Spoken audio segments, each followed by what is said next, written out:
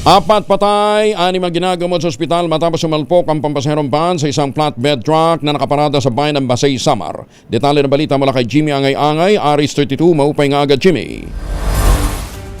Dead on the spot ang driver ng Daptors at tatong pasahero sa nangyaring pagsalpok ng isang van sa isang flatbed truck sa bayan ng Basay, Samar. Kinilala ng Basay, Samar PNP mga biktima sini alias Rom 54 anyos driver, residenteng barangay Kalaasan, Alang-Alang, Leyte.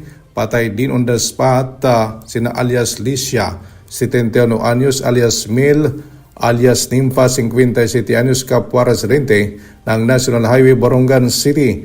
Nangyari insidente alas 6:45 kahapon ng umaga sa sitio Sogporon, Barangay Balod, Basay, Samar. Samantala, 6 na iba pang pasahero tinakbo sa Basay District Hospital para malapatan ng kakulang lunas. Sa investigasyon ng Basay, Samar PNP ang van galing sa Borongan City papuntang Tacloban City.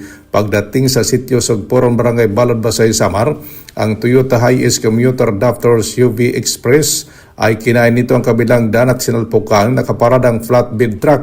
Resulta sa pagkamatay ng driver at 3 pasahero at madala sa ospital ang 6 na mga iba pang pasahero. Wala dito sa DYVL Action Radio Tacloban, ito si R32 Jimmy Angay-Angay para sa DZRH. Una sa Pilipinas, una sa Pilipinas. Daghang salamat, Jimmy.